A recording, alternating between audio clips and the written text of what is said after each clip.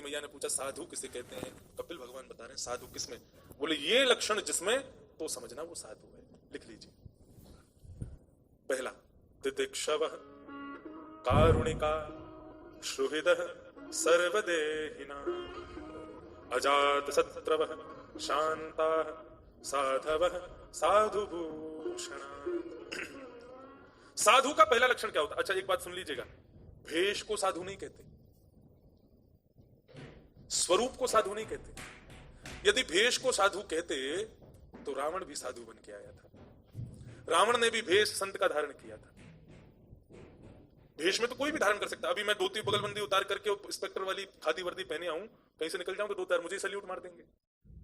भेष से साधु नहीं है। ये जो गुण मैं बता रहा हूं, यदि वो जीन्स भी पहनते हैं, वो पैंट भी पहनते हैं, तो भी वो साधु हैं, यदि ये गुण उनके अंदर है। पहला तितिक्षु। तितिक्षु का मतलब होता है सहनशीलता। ये साधु का पहला लक्षण है कि वो सहन करे।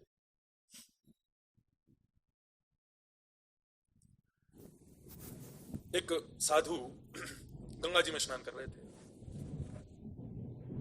तभी एक बिच्छू बहता हुआ आया। तो बहते हुए डूबते हुए बिच्छू को देख करके साधु ने सोचा कि भाई ये डूब जाएगा, इसको बचाना चाहिए। अब जैसे ही बिच्छू को वो उठाते तो बिच्छू डंक मार देता।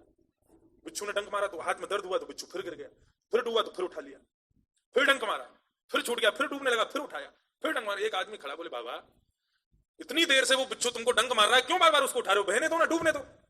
साधु ने क्या कहा? बोले वो बिच्छू होकर के, एक जीव होकर के डंक मारना नहीं छोड़ता, तो मैं साधु होकर के अपनी साधुता कैसे छोड़ दूं? ये मेरी साधुता है कि मुझे सहन करना है। किसी मन चले व्यक्ति ने साधु के ऊपर थूक दिया। साधु मुस्कुराए, उठ करके गए, जाकर के गंगा जी में स्नान किया, बाहर आकर के बैठे, उसने फिर थूक दिया। वो फिर गए, फिर स्नान करके आए, बाहर आए, फिर थूक दिया। 3-4 बार ऐसे हुआ तो उसके मन को थोड़ी सी ग्लानि हुई कि मैं गलत कर रहा हूं। चरण पकड़ लिए। बोले महात्मा आपको गुस्सा क्यों नहीं आता? बोले तुम मेरे चरण मत पकड़ो, मैं तुम्हारे चरण पकड़ूंगा। बोले क्यों? रोज तो गंगा जी में एक ही बार स्नान होता था, आज तेरी वजह से 10 बार स्नान हो गया। ये किसका लक्षण है? ये साधु का पहला लक्षण। मैं केवल एक उदाहरण के रूप में ये बात बता रहा हूं। बाकी जिसके अंदर सहनशीलता है, सहनशीलता का मतलब ये नहीं है कि पैर में दर्द हो रहा है और हम आलती मार पाल के बैठे हैं और इसको सहन कर रहे हैं, बोले हम साधु बन गए। नहीं, ये साधुता नहीं है। ऐसे तो पड़े रहो बिस्तर पर, एक ही आसन पर लेटे रहो, वो भी साधुता हो जाएगी, सहन कर रहे हैं। सहन का मतलब आज की डेट में सबसे बड़ा शस्त्र क्या है? वाक वज्रम विशशर्ज। वाणी का शस्त्र सबसे नुकीला शस्त्र होता है। कल भी मैंने कहा, ये वाणी का शस्त्र नहीं है, वाणी का वज्र होता है, वज्र। उसको जिसने सहन कर लिया वो साधु, उसको कहेंगे तितिक्षु। तो ये साधु का पहला लक्षण, सहनशीलता, सहन करे। एक प्रकार से इसको कहते हैं इंग्लिश में पेशेंस। पेशेंस का मतलब ये पहला गुण होना चाहिए मानव का, तो समझो वो साधु। तितिक्षव। दूसरा है कारुणिका। कारुणिका मतलब सब पर करुणा, करुणा यानी दया करने वाला, सब पर। किसी से भी तेज आवाज में बात ना करता हो, अपने घर के नौकरों से भी भाई कह के, भैया कह के बोलता हो, उनसे भी प्रेम ही रखता हो, प्रेम की भाषा जो बोलते हैं, ऐसे मानव को कहा गया कारुणिका। सब पर करुणा करे। और करुणा का यहां पर भाव लिखा गया, किस पर करुणा करे? बोले सर्वदेही नाम, जीवित जितने भी लोग हैं सब पर करुणा करे, यानी कि जानवरों पर भी करुणा, मानवों पर भी करुणा। महाराष्ट्र में एक संत थे, श्री नामदेव जी महाराज। रोटी बना रहे थे, रोटी बना बना के रखते जा रहे थे, इतने में ही कुत्ता आया और रोटी मुंह में लेकर के दौड़ने लगा। तो नामदेव जी उसके पीछे भागे घी का डिब्बा लेके। अरे पंडरीनाथ रुक जाना, अरे विठलनाथ रुक जाना, रूखी रोटी मत खाना, थोड़ा घी लगाने दो फिर खा लेना।